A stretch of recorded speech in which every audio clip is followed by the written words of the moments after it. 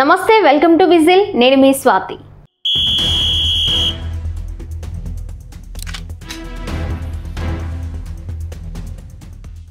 AP రాజకీయాల్లో కొందరికి ప్రత్యేక గుర్తింపు ఉంటుంది. అలాంటి వారిలో గంటా శ్రీనివాసరావు ఒకరు. 1999లో తొలిసారి రాజకీయాల్లోకి వచ్చారు. తెలుగుదేశం పార్టీ తరపున అనకాపల్లి ఎంపీగా గెలిచిన గంటా నాటి నుంచి ఓటమి ఎరుగని నేతగా గుర్తింపు తెచ్చుకున్నారు కూడా. 2004లో చోడవరం నియోజకవర్గం నుంచి ఎమ్మెల్యేగా ఎన్నికయ్యారు. ఆ తర్వాత 2009లో అనూహ్యంగా చిరంజీవి స్థాపించిన ప్రజారాజ్యం పార్టీలో చేరి అనకాపల్లి నియోజకవర్గం నుంచి ఎమ్మెల్యేగా గెలిచారు. ఆ తర్వాత కాంగ్రెస్ పార్టీలో పీఆర్పీ విలీనం కావడంతో నల్లారి కిరణ్ కుమార్ రెడ్డి ప్రభుత్వంలో మంత్రిగా ఛాన్స్ కొట్టేశారు. ఆ తర్వాత సరిగ్గా ఎన్నికల ముందు కాంగ్రెస్ పార్టీకి రాజీనామా చేసి సైలెంట్గా తెలుగుదేశం పార్టీలో చేరిపోయారు గంటా. మరోసారి తన నియోజకవర్గం మార్చేశారు ఆయన.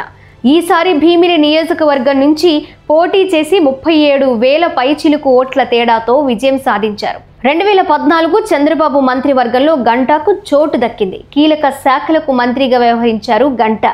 ఆయన రాజకీయ శిష్యుడిగా ముత్తంశెట్టి శ్రీనివాస్ కూడా వరుసగా గెలుస్తూనే ఉన్నారు.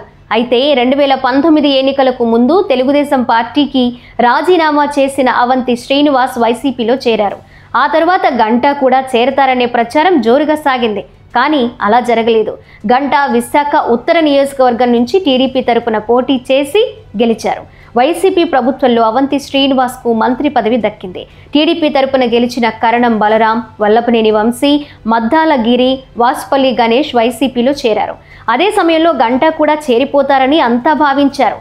ఒక దశలో ఉత్తరాంధ్ర వైసీపీ ఇన్ఛార్జ్ విజయసాయిరెడ్డి కూడా గంటా వైసీపీలో చేరతారని పరోక్షంగా వ్యాఖ్యానించారు. అయితే ఆ విషయాన్ని అవంతి తీవ్రంగా తప్పుపట్టారు. గంటా రాకను అడ్డుకుంటామన్నారు కూడా. ఇక విశాఖ స్టీల్ ప్లాంట్ ప్రైవేటీకరణను వ్యతిరేకిస్తూ 2021 ఫిబ్రవరి 12న ఎమ్మెల్యే పదవికి గంటా రాజీనామా చేశారు. ఈ విషయంపై స్పీకర్ ఏ నిర్ణయం తీసుకోలేదు. తన రాజీనామాను ఆమోదించాలని 2022లో మరోసారి స్పీకర్కు గంటా లేఖ రాయగా 2024 జనవరి 23న స్పీకర్ ఆమోదించినట్లు ఏపీ అసెంబ్లీ సెక్రటరీ ప్రకటించారు. ఏ పార్టీ గెలుస్తుందో ఆ పార్టీలోకి పోవడంలో గంటా దిట్ట. తరచూ పార్టీలు మారుస్తారనే పేరుంది. కాపులు ఎక్కడ ఎక్కువ ఉంటే అక్కడ పోటీ చేయడం, జనానికి డబ్బులు పంచడంలో సిద్ధహస్తుడనే పేరు కూడా గంటా శ్రీనివాసరావుకి ఉంది. ఓటర్లను ప్రలోభ పెట్టేందుకు భారీ మొత్తంలో డబ్బులు, క్రికెట్ కిట్లు పంపిణీ చేశారని, దీనిపై 2009లో అనకాపల్లి కోర్టులో కేసు కూడా నమోదైంది కూడా. విచారణకు హాజరు కావాలని కోర్టు ఆదేశాలు కూడా పంపింది. ఇక స్కిల్ డెవలప్మెంట్ కేసులో కూడా గంటా శ్రీనివాసరావు అరెస్ట్ అయ్యారు. ప్రస్తుతం భీమిలి నియోజకవర్గం నుంచి 90,000కు పైగా మెజారిటీతో గెలిచిన గంటా మంత్రి పదవిపై గంపెడాస పెట్టుకున్నారు. కానీ చంద్రబాబు మాత్రం ఈసారికి నో చెప్పారు. గంటాకు బదులుగా ఆయన రాజకీయ శిష్యురాలు వంగలపూడి అనితను హోంమంత్రిని చేశారు చంద్రబాబు. అయితే మంత్రి పదవి దక్కకపోవడంపై తొలి నుంచి అసహనం వ్యక్తం చేస్తున్నారు గంటా. ప్రభుత్వాన్ని ఇరుకున పెట్టేలా వ్యాఖ్యలు చేస్తున్నారు. విశాఖ నుంచి గన్నవరం రావాలంటే హైదరాబాద్ మీదుగా ప్రయాణం చేయాలా అంటూ కేంద్ర పౌర విమానయాన శాఖ మంత్రి కింజరపు రామ్మోహన్ నాయుడును సోషల్ మీడియా వేదికగా ప్రశ్నించారు ఆయన.